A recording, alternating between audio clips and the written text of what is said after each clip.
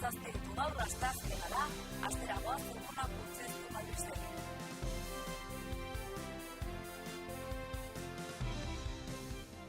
Inoiz izan den greba feministarik handienak Euskal Herria hartuko du bihar. Mugimendu feministak grebarekin bat egin eta manifestazioetan parte hartzeko deia egin die emakumeei. Xaloa telebistako emakumeok ere plantua egingo dugu. Xabier Rey euskal preso iruindarra hilik agertu da Puerto Iru espetxean. Altsasuko gazteen aldeko apirilaren 14ko manifestazioaren kartela aurkeztu dute. Berdintasunerako araudia eta eraso sexisten aurkako kanpaina auzo zen jaigunetara edatzea izanen dira Iruñeko udalak 2018rako prestatutako erronkak.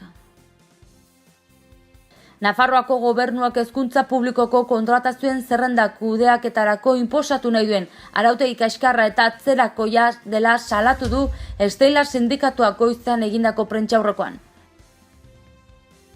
Nafarroako trafiko zuzendaritzak isunetan 7,9 milioi euro eskuratu ditu. Herri kultura tradizionala zabaltzeko 80.000 euroko laguntzak onartu dira. Kultura departamentuak diruz lagunduko ditu, irabazi asmorik gabeko erakunde eta fundazioak. Ireki da Nafar Lansareko 85 prestakuntza ekintzatan izena emateko epea. Udalak harrera egin dien Maitane Melero eta Izaskun Turrillas atletei, otsailean Inoiz izan den greba feministarik handienak Euskal Herria hartuko du bihar. Mugimendu feministak grebarekin bat egin eta manifestazioetan parte hartzeko deia egin du. Xaloa telebistako emakumeok ere planto egingo dugu eta horrek eragina izango du eguneroko programazioan. Albistegiak izango dira eta magazinean elkarrizketa desberdinez gozatzeko aukera izanen duzue, beti ere emakumeen egunari lotutakoak. Euskal Herriko mugimendu feministak 2018ko martxoaren 8ko greba feminista bultzatu du emakumearen nazioarteko egunean, hala 70 herrialdek babestutako mundu ekimenarekin bat egingo du. Besteak beste emakumeek gizarte eragile gisa duten garrantzia ezagutarazi nahi du egitasmoak indarkeria matxista salatu eta lanaren ordaindutakoa zen ordaindu gabea balioa aldarrikatu. 4 arlotan deitutako greba da, lanean, hezkuntzan, zaintzan eta kontsumoan. Emakumeak geldituko bagina mundua gelditu egingo litzatekeela erakustea da helburu nagusia. Euskal Herriko mugimendu feministak gehiengo sindikalak, ELA, Besteilas eta ESK babestuta, 4 orduko lanuzteak deitu ditu. Goizean 11etatik arratsaldeko 3tara, arratsaldean 6etatik 10etara. UGT eta Komisiones Obreras sindikatuek berriz 2 orduko lanuzteak deitu dituzte, 11:30 ordu 1:30 eta arratsaldeko 4etatik 6etara. CGT eta CNT sindikatuek ostera egun osoko greba deialdia egin dute. Halaber ikastetxeetan eta familiaren zaintzan ere geratzeko proposamena egin du. Bestalde ez erosi edo kontsumitzeko deia ere proposatu du batez ere tasa arrosa deritzona duten produktuak, hau da, konpresak, tanpoiak, emakumentzako depilatzeko txaflak, emakumei zuzenduta iragartzen diren kremak eta bar. Merkataritza gune handietan edo marka handiak ez erostea ere eskatu du. Horrez gain, egun horretan emakume guztiak arropa beltzez eta besoko morea jantzita joan daitezen aldarrikatu du mugimendu feministak. Bide batez, etxeko balkoian amantal bat jartzeko ideia zabaldu du etxeko lanak ere agerian uzteko. Xaloa telebistako emakumeok ere plantua egingo dugu bihar. Horren eraginez eguneroko programazioan aldaketa txiki batzuk izanen dira. Adibidez, magazina ez da egongo, baina elkarrizketa desberdinak ikusteko aukera izango da. Albisteak egonen dira, baina honek ere aldaketak izango ditu. Emakumeen egunari lotutakoak izanen dira albiste gehienak.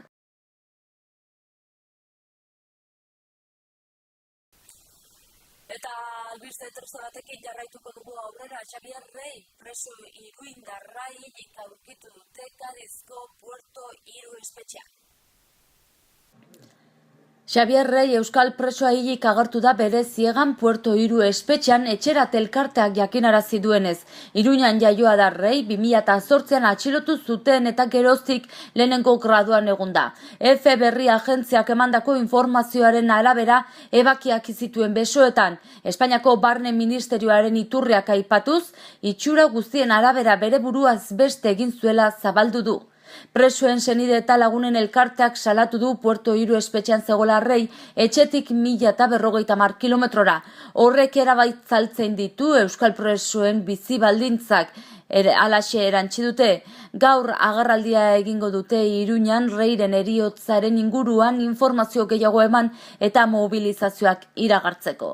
Etxeratek babes osoa eta elkartasuna helarazi die Reiren senide eta gertukoei une gogor hauetan eta aukera baliatu dute sakabanaketa zein euskal presoen aurka ezarritako gainerako salbuespen neurri krudelak bertan bera gera daitezen exigitzeko. Reiren heriotzaren berri jakin bezain pronto atzo iluntzean EH Bilduk, Sortuk, Sarek, Ernaik eta beste zenbait elkarte eta erakundeek mezuak igorri zituzten sare sozialetara euskal presoaren heriotza deitoratzeko. Altsasuko gazteen aldeko apirilaren 14ko manifestazioaren kartela aurkeztu dute. Motorrak berotu nahi dituzte apirilaren 14ko deialdiari begira. Horregatik Altsasukoak aske plataformako kideek zein Altsasuko gurasoak taldeak manifestazioaren aldeko ekintzak bultzatu nahi dituzte Euskal Herri osoan. Manifestazioa Iruñan arratsaldeko 5:00 irtengo da Golen zinema aretoetatik. Injustizia salatzeko eta askatasuna eta eskubide demokratikoen alde aldarrikatzeko inflexio puntu ezarriko duela azpimarratu dute antolatzaileek. Hitzordu horri begira aurretik martxoaren 16 eta 17an ez da posible lelopean babes eta mobilizazio asteburu antolatuko dute. Egin daitekeen toki guztiei eta horretarako prest dauden pertsonei egiten diete eskaera, nahi dituzte mobilizazioak antolatzeko tokian tokiko beharretara egokituz. Autoilarak, herri bazkariak, kontzertuak, pankartak, guztiak ere apirilaren 14ko manifestazioaren berri eman asmoz. Berdintasunerako araudia prestatuko du Iruñako udalak. Erronken artean berdintasunerako araudia prestatzea eta eraso sexisten aurkako kanpaina jaigunetara eta auzo desberdinetara hedatzea izanen dira.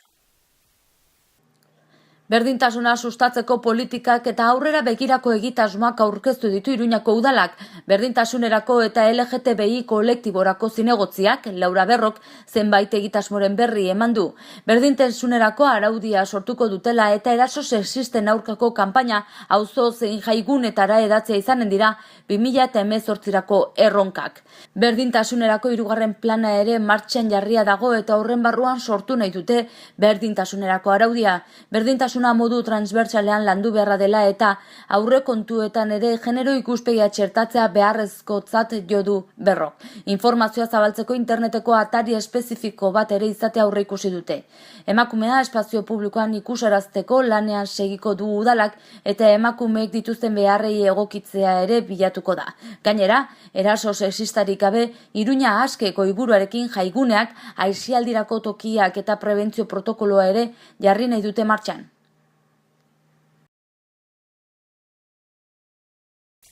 Nafarroako gobernuak hezkuntza publikoko kontratazioen zerrendak kudeaketarako inposatu nahi duen arautegi kaskarra eta atzerakoia dela salatu du ez dela sindikatuak gaur goizean egindako prentsaurrekoa.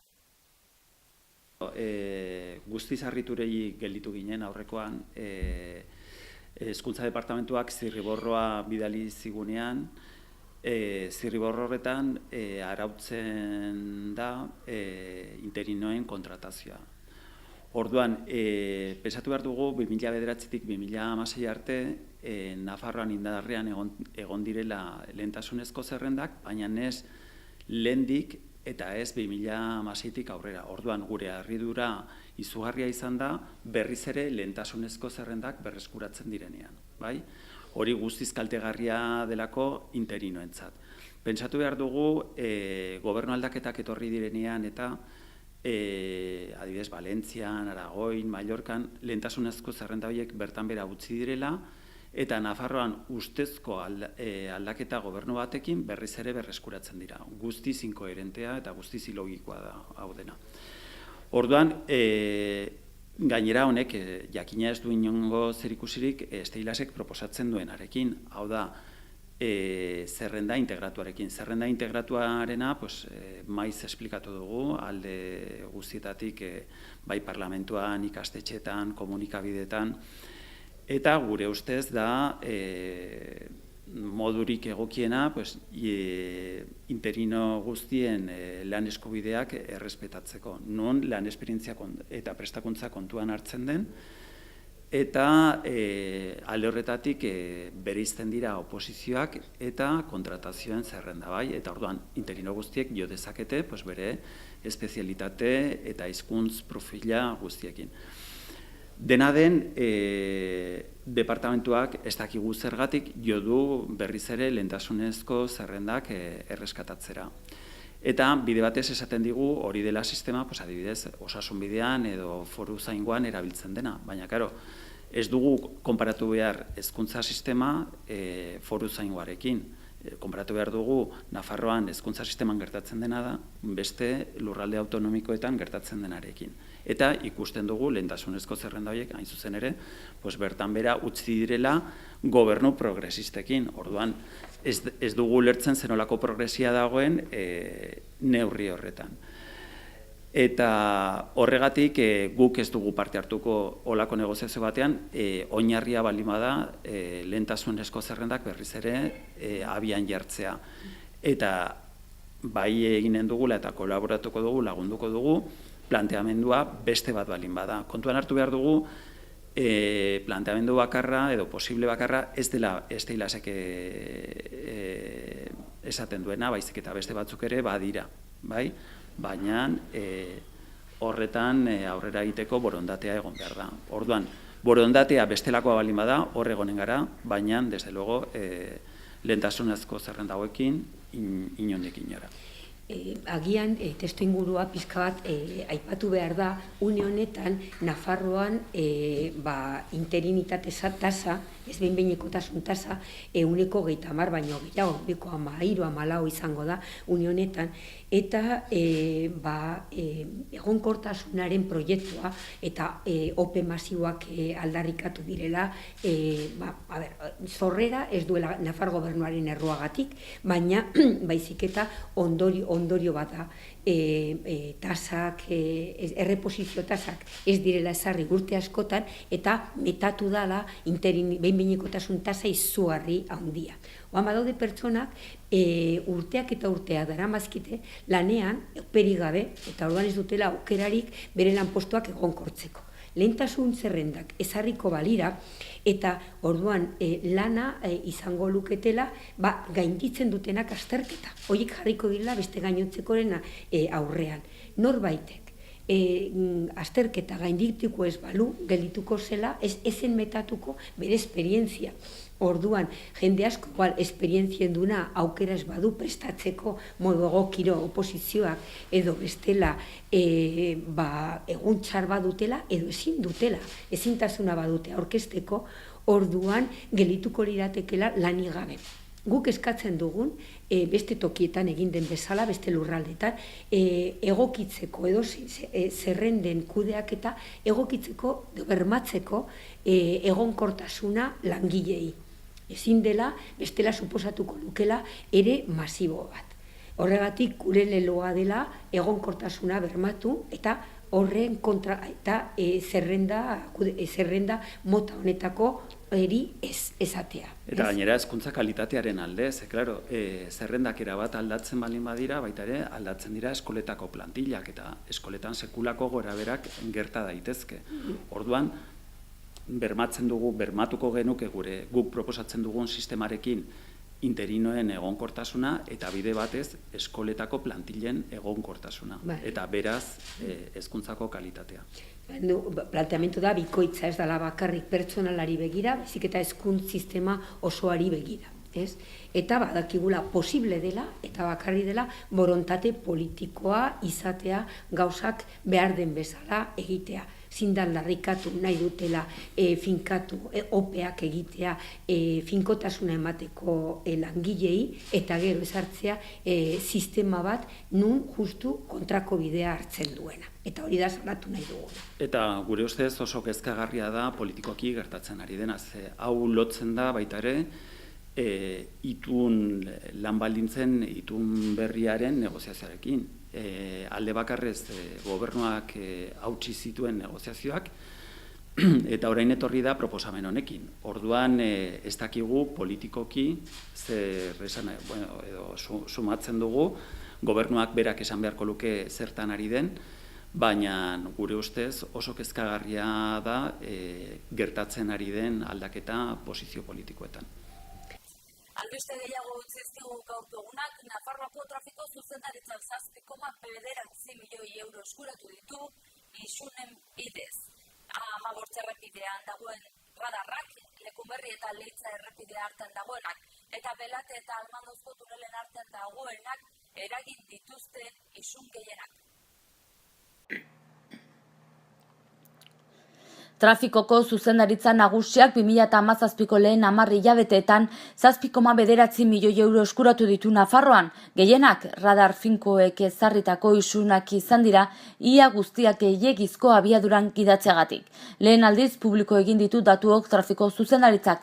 Webgunean ikusi daitezke datuak xe. Helburu du, herritarrek jakin dezatela isunak zenbat izaten diren, zergatik eta zer nolako radarrek jartzen dituzten. 2012tik 2017 zer nolako isun jarri diren jakiteko aukera eskaintzen dute internet bidez. 2016 urtea izan zen gutxien jaso zuena trafiko zuzendaritzak Nafarroan isunengatik. 10,7 milioi euro izan ziren eta 2018an gehien 12,3 milioi euro. Urrenez urren, 19,786 isun eta 10,825 isun jarri dituzte 2017ko lehen 10 hilabetetan. Biak daude, Espainia maila kontuan hartuta isun gehien jartzen dituzten 50 radar finkoen artean. Leitzarango autobidekoa, Lekunberri eta Leitza artekoa, A15koa, 13. postuan izan da. 39. postuan berriz, Nazional 121 A errepidekoa, Almandoz eta Belateko tunel artean dagoena. Herri kultura tradizionala zabaltzeko 80.000 euroko diru laguntzak onartu dira. Kultura departamentuak banatuko ditu diru laguntza hauek.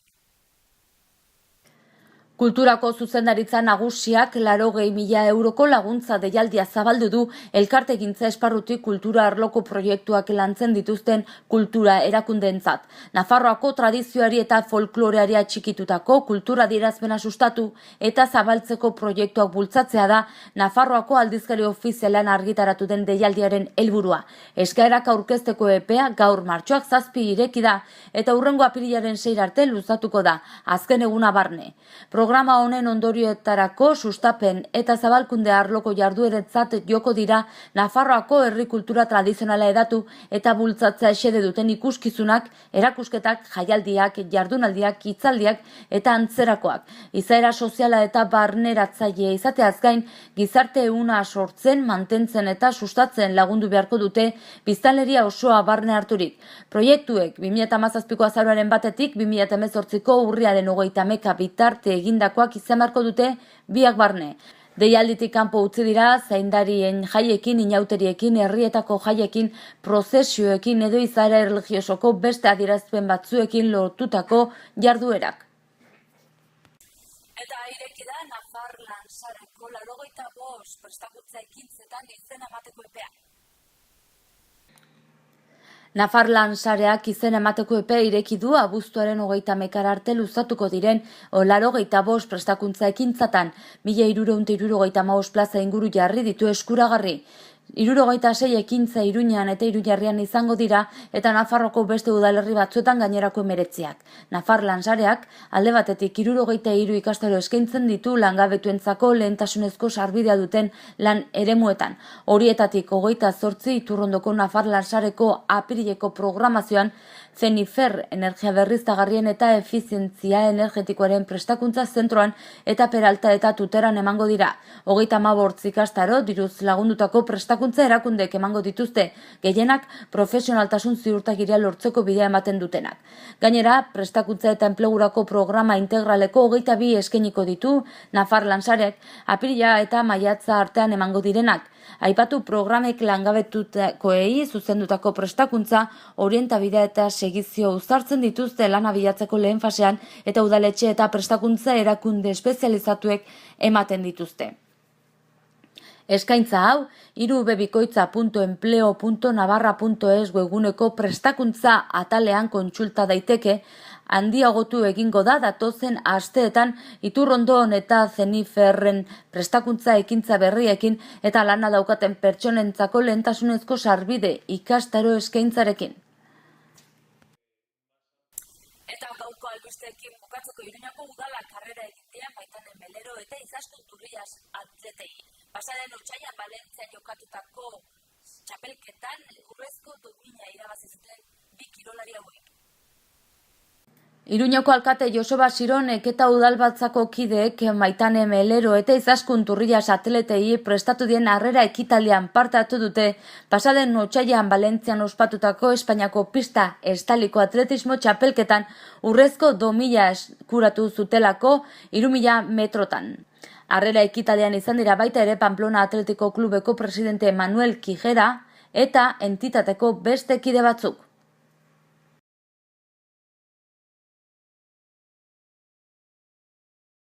Goazen orain eguraldiaren iragarpena zenen ikustera.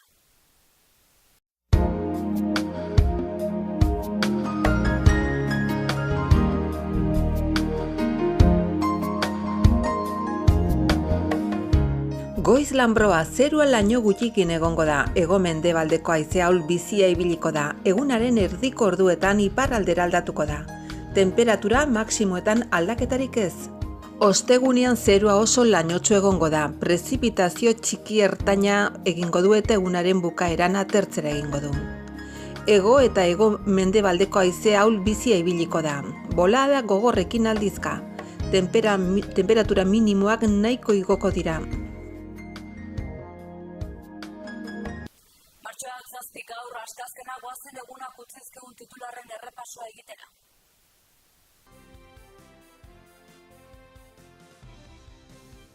Inoiz izan den greba feministarik handienak Euskal Herria hartuko du bihar.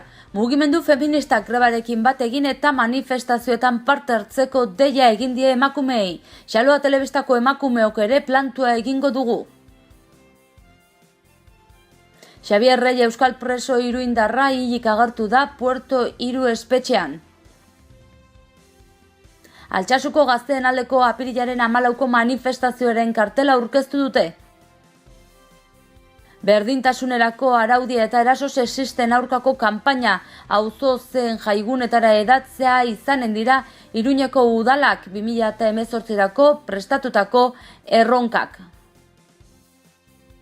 Nafarroako gobernuak hezkuntza publikoko kontratazioen zerrendak kudeaketarako inposatu nahi duen arautegi kaskarra eta atzerakoia dela salatu du Estela sindikatuak goizean egindako prentsaurrekoan. Nafarroako trafiko zuzendaritzak isunetan 7,9 milioi euro eskuratu ditu. Herri kultura tradizionala zabaltzeko 80.000 euroko laguntzak onartu dira. Kultura departamentuak diruz lagunduko ditu, irabazi asmorik gabeko erakunde eta fundazioak. Ireki da Nafar Lansareko 85 prestakuntza ekintzatan izena emateko epea. Udalak harrera egin dien Maitane Melero eta Izaskun Turrias atletei, otsailean Eta hausi izan da dena gozko, zertzerik ez mila eskertzen arretagatik eta azken hona izan.